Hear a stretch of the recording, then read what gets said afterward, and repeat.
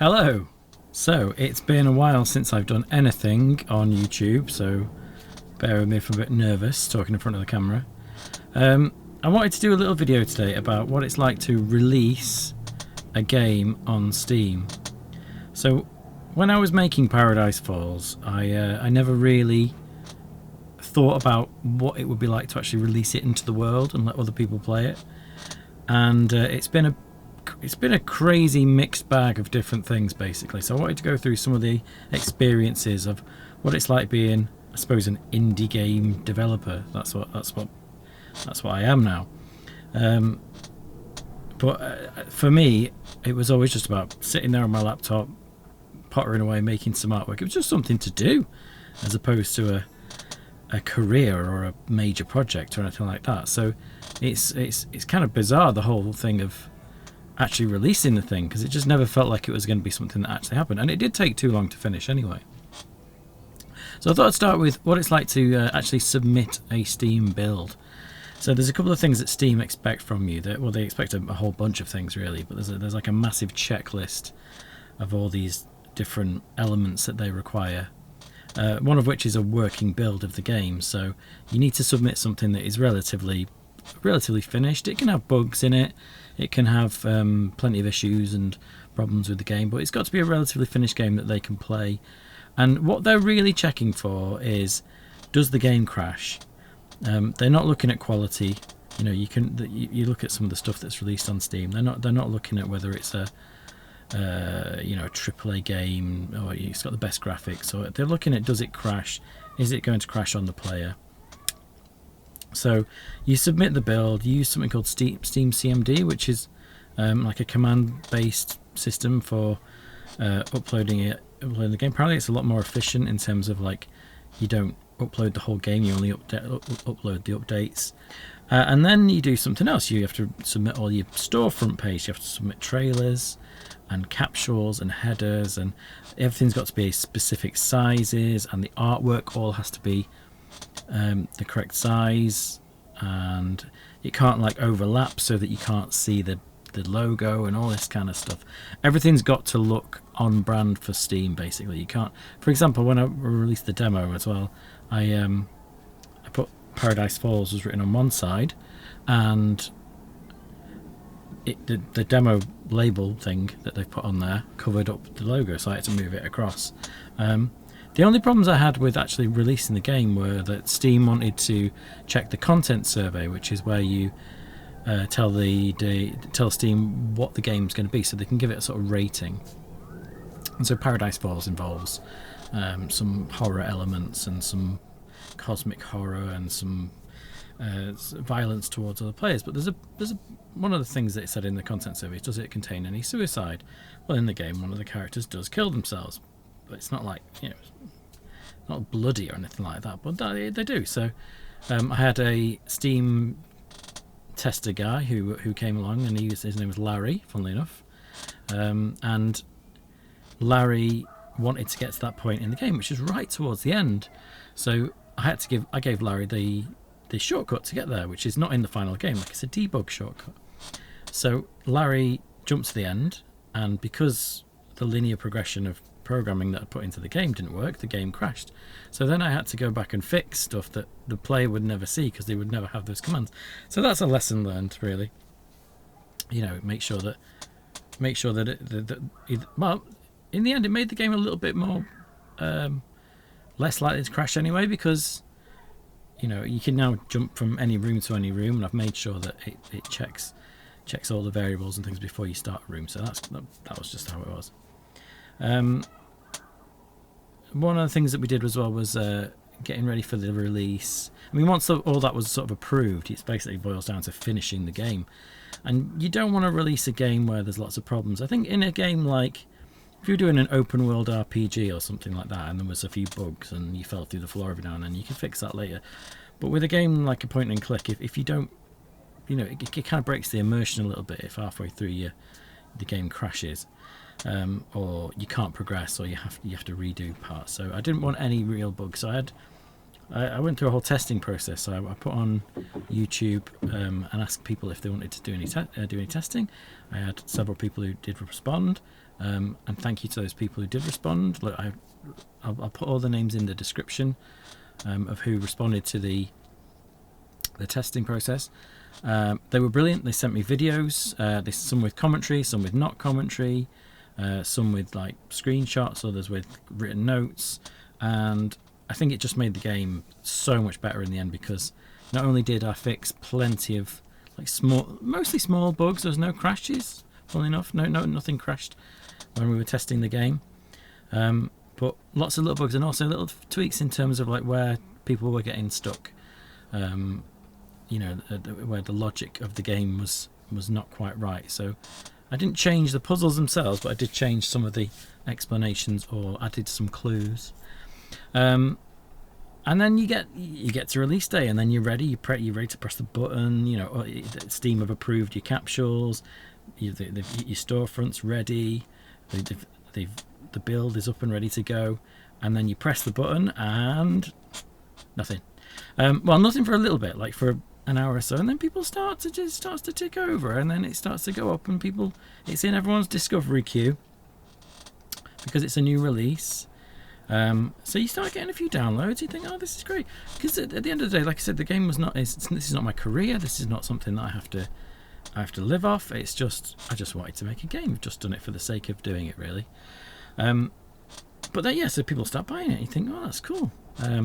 And then you start getting some reviews. Now, a lot of the reviews that I got were amazing. What I didn't realise when I released the game was that if you give someone a free key to the game, their review won't count. Now, I think some of the people that I did give a key to probably would have bought the game anyway and left a review, so it's kind of a little bit annoying that those reviews aren't counted towards the final score, and apparently that's a metric they use in order to recommend the game to other people. So, and one of those reviewers as well is how was the game was bought as a gift by somebody else. So somebody else bought the gift for that person, and I guess what the point of it is so that you don't end up with review scammers, basically. So you just buy reviews for the game, and I guess I think that's a good idea, basically. But it does mean that if someone buys the game, you do have to keep saying, would you mind popping a review down for me, you know, so you have to keep moaning on about that. So it's got 9 reviews, but it's not got its positive grading from those 9 reviews, because I need a few more reviews, basically, where people have paid their own money for the game. So basically, next time I make a game, I'm not giving away any free keys. I'm not doing testing through Steam either, as well, because I think that was another one of the issues. So the other thing as well is that you don't realise when you release an indie game is the amount of spam you get. So I set up an email account just in case there was any problems. Well, I set it up for the testers, really, so that the testers could get in touch with me. So I had a dedicated email address for it, and you just get inundated with people, well, not even people, probably bots, spamming you, saying, can I have free copies of the game? And just some of these people genuinely probably were streamers or YouTubers or whatever, but I couldn't tell the difference. I looked at a couple, and when you click on the link, well, no, I didn't even click on the link, but look at who they say they are. They say that they've got a link to some Twitch streamer that hasn't streamed in 10 years or something like that. So I apologise if anyone did want an actual copy of it and I've not sent you one for a review or to stream it or whatever, but I just could not see who was a real Twitch streamer and who wasn't. And then, yeah, you do get people playing it on Twitch, you get people playing it on YouTube. Not many, it's not a massive release, but not many. I've got a couple. And I'm not going to push for people to do that. If people want to play it and want to do things with it, that's great. What I do realise is that people are using your game for content, so you've got to accept the fact that, you know, they might, you know, go over the top criticism, or they might, you know, point out things and or try and make a big deal out of something, maybe try and bait you into reacting, because I remember watching a lot of videos where indie develop.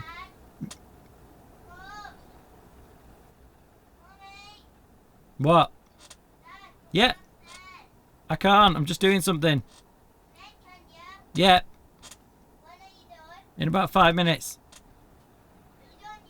No, that's not been 5 minutes. No, give me 5 minutes. Alexa, set 5-minute timer. So what I was saying is that the game, yeah, people might use it for their own ends. They might do it. You've got to accept that. That's part of the package. I've done YouTube videos before where I've looked at people's games, and I don't think I'll do that anymore. I don't think I'll pick up an indie game and start saying things about it. I don't think I ever did, really. I think I was quite positive, but you know, this is something that someone spent a long time on, so you know, I'm just going to leave people be with their indie games. But I might start leaving some reviews, because now I know that reviews are so important. I might start, if I do play a game that is an indie game that I do enjoy, I might just review it.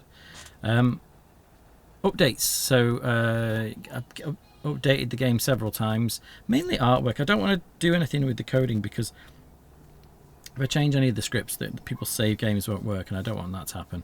So I've just changed some artwork, you know, just updated some artwork, made some of it a little bit more polished, and I think looking at the artwork, I think I could have done better with the artwork, and I think, you know, when I get to what my next project is, I'll explain that a bit more detail.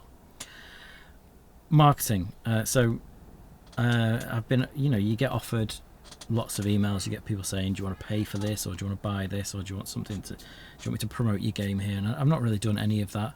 I've just sort of promoted it my own way.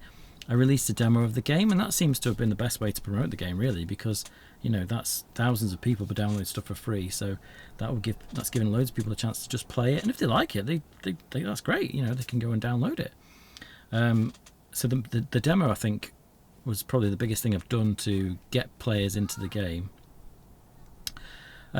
Marketing, I'm not into it. I'm not a fan of it. I don't like trying to promote the game or anything like that. I like making the game, but promoting it, not so much. And on to the final thing, which is, how long did it take off before I started the next game? Well, I did about a week before. I just thought, well, I've got nothing to do now, so what do I do with my free time? And I thought, well, I could do some more YouTube videos and play some other games, or I could just start on a new one. So I have started on a new one. It's I'm not going to reveal the name of it or anything like that, but I'll put a couple of screenshots here just to show you what it's going to look like. I'm using, instead of using Adventure Game Studio this time, I'm trying something called PowerQuest, which is a plugin for Unity, which is basically Adventure Game Studio in Unity. So Adventure Game Studio, I absolutely love Adventure Game Studio. I think it's brilliant. I do find sometimes that everything blocks everything, and you can't do two things at once, and all these things that are just limitations that you have to do workarounds for. So I'm going to try PowerQuest and see if that just makes the game better, basically. So, you know, trying to upgrade it and looking at maybe doing some more artwork, better artwork. So I've downloaded Asaprite, which is a brilliant pixel art program, and I can't believe I've gone this long without ever using it, because it's just amazing. And yeah, I'll put some screenshots of the next game. And now my son's here, so I'm going to go.